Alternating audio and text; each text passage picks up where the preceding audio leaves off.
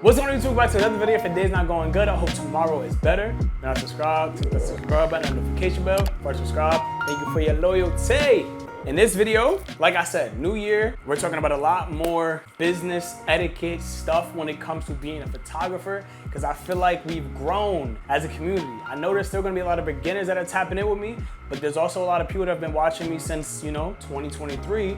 It's time we really get on our Zoom. By this time, there's a lot of people that should be knowing that this is what they want to do. Even if you're not locking in completely to the point where it's like, oh my God, LLC, yada, yada, yada, regardless of the fact, this is still something you gotta lock in with. In this video, I'm gonna give you 5 things you should be doing to carry yourself professionally as a photographer. I'm only making this video because, and no shots to anybody, but a lot of people in my area, I see the way at a lot of games I go to, football games, basketball games, I see the way that y'all carry yourselves from a dress attire standpoint.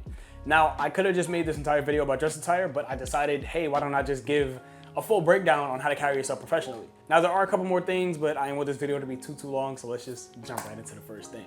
Now, first thing, like I just said, dress attire. I am not saying by any means do you need to dress up, suit and tie, button up, yada, yada, yada. No, especially if you're doing sports, you don't have to. If that's what you want to do though, like, I know y'all have seen my polos. I have my dry fit polo shirts with the logo on it. I wore those to games all the times last year. Last basketball season, I wore those all the times.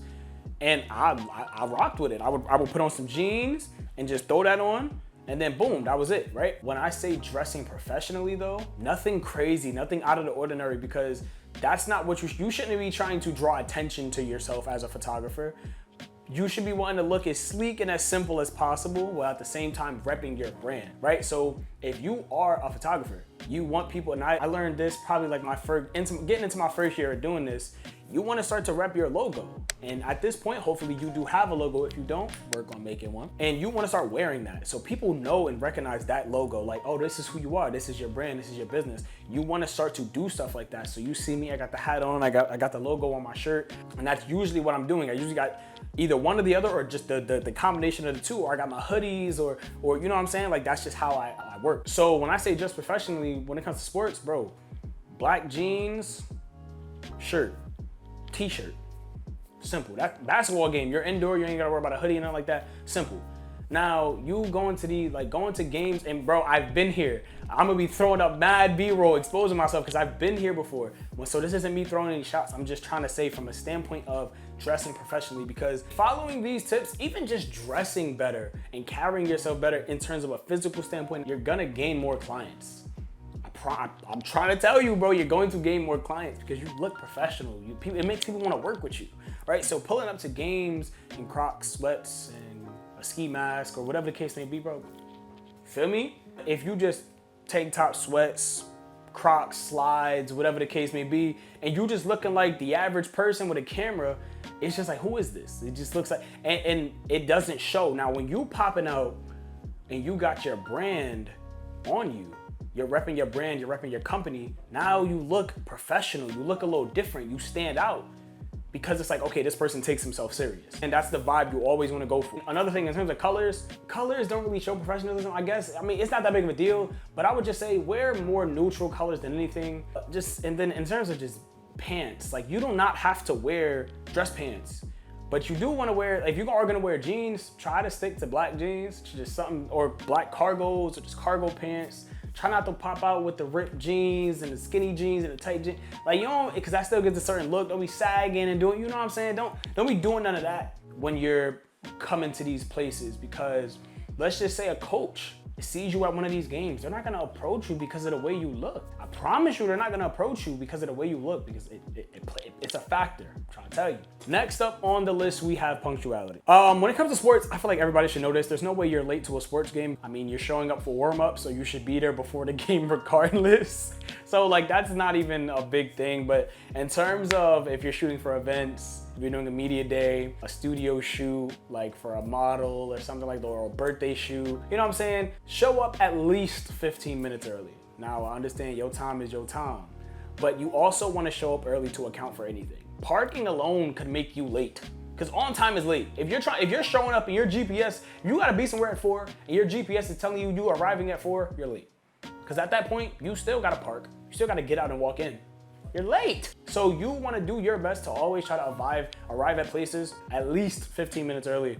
At least. You can do more, it's up to you, but try to arrive at least 15 minutes early because you just never really know traffic, like I said, a parking issue, whatever the case may be. Just try to make a habit of being very punctual with how you carry yourself. The next thing is going to be watch the way you speak. Right? So when I say that, I want you to, in a sense, I guess, yes, speak professionally, but when I say that, just speak clearly, confidently, and respectfully. The way you would speak with your friends, you don't speak with clients unless this client is your friend, I guess, then you can. Obviously, it depends on certain ones, but if you're speaking, you should already know the type of clients you need to speak to with a certain type of demeanor and a certain type of respect and a certain type of firmness in terms of the way you're speaking. It plays a huge part. And the reason, okay, so I'll just speak on confidently. If you're speaking to a client and you just aren't confident, they're asking you, oh, your prices, and you're just not confident in your prices or confident in your work or confident. Now you seem like someone who really doesn't know what they're talking about, doesn't know what they're doing, and that's a bad look as a photographer. That's a bad look as any business owner. You know what I'm saying? That's just not a, that's not the vibe you want to go for. Damn, I forgot to turn my sign on, bro. Why y'all didn't tell me my light for my sign wasn't on? We supposed to be cool. That's how y'all move it. Man, whatever. For studio photography, the only thing I can say is just don't be weird. It is pretty simple. Literally just don't be weird, bro. When you're doing studio photography, it's a very one-on-one intimate setting, especially if you have your own little studio space and it's a one-on-one shoot. It's a very intimate setting. Don't be weird. You want your clients to feel comfortable. You want the models to feel comfortable as possible.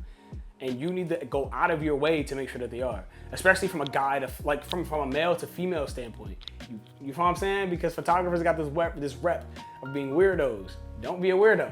And also, if you're doing a media day, you're working with kids, don't be weird.